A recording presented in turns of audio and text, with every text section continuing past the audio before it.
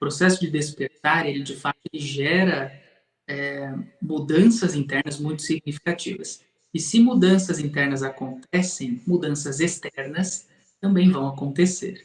Então é natural que no próprio processo de despertar aconteça muitas mudanças na nossa vida, através dos nossos ciclos sociais, dos nossos ciclos familiares, de relacionamentos também. Tem muitas coisas que se transformam, amizades que antes existiam e que passam a não existir mais, enfim. O meu processo em si, ele não foi tão difícil assim, mas eu lembro que eu tive muita insegurança de abrir esse meu lado. Né? Eu lembro até hoje, eu já contei essa história em algum outro lugar, que quando eu fiz a minha transição de carreira, né, eu saí da administração de empresas e me tornei terapeuta, de repente, eu não conseguia postar o stories, eu não tinha força para, não tinha coragem para publicar aquela publicação, que era um vídeo meu explicando essa transição e o que eu ia começar a trabalhar a partir daquele momento.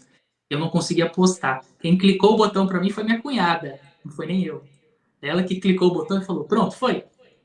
Então eu não tive nem a coragem para fazer isso. Por quê? Porque eu tinha muito medo do julgamento das pessoas, não é? Do que meus amigos iam achar, do que todas as pessoas que eu já conheci na vida iam pensar, porque ninguém conhecia esse lado do Henrique, não é? E não porque eu escondia, mas porque eu nunca mostrei mesmo, nunca, né, tive essa abertura, chegamos nesses assuntos, enfim.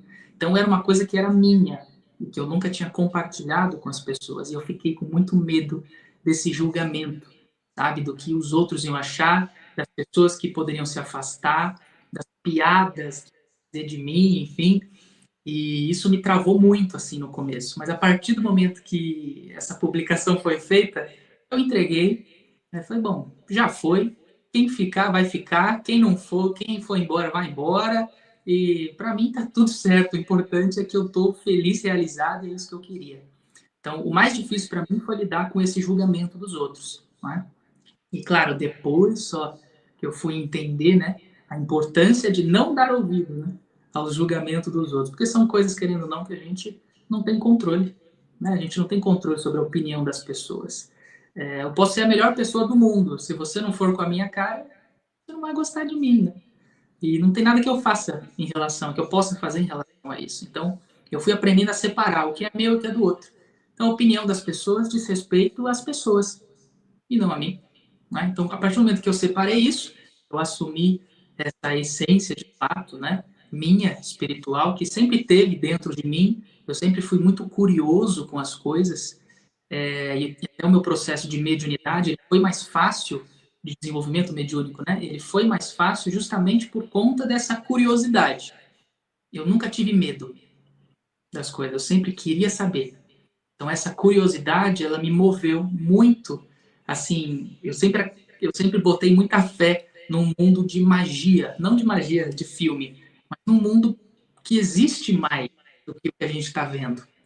Então toda a minha busca, ela foi muito assim, baseada nessa curiosidade. Cara, será que isso é verdade? Será que isso existe? Será que isso acontece? E aí, começando dentro da Umbanda especificamente, a gente já tem contato com um monte de coisa, né? Que é um mundo mágico, realmente. Você aprende muita coisa ali, principalmente dentro da Umbanda.